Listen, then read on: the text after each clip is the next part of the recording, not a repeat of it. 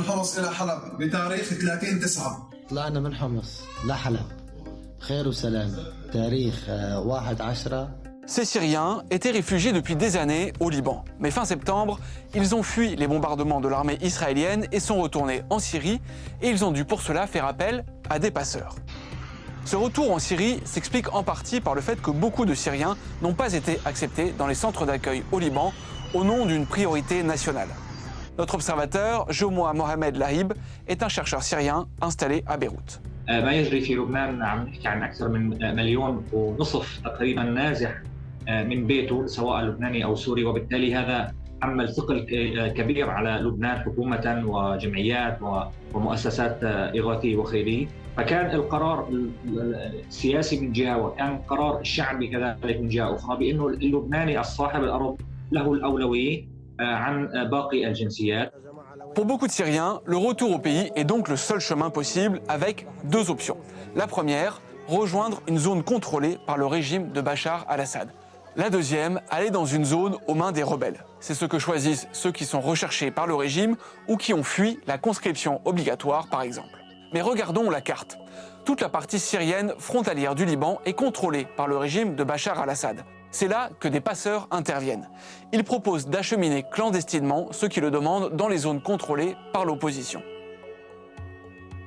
Selon les informations que nous avons recoupées, les Syriens qui fuient le Liban sont pris en charge par un officier de l'armée syrienne à la frontière.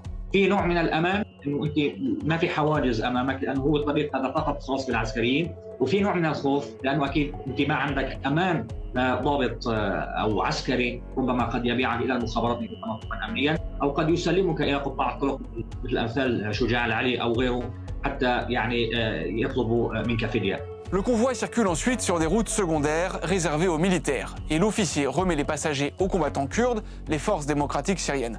De là, ils peuvent essayer de gagner la Turquie ou le gouvernorat d'Idleb.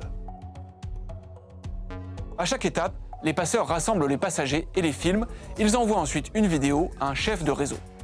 Évidemment, tout cela a un coût, entre 500 et 800 $ par personne, à en croire cet extrait de conversation avec un passeur diffusé sur un groupe WhatsApp.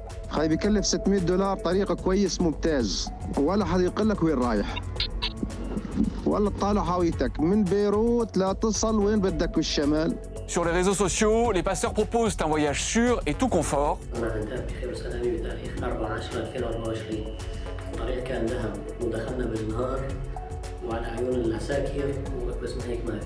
Ce qui n'est pas franchement conforme à la réalité.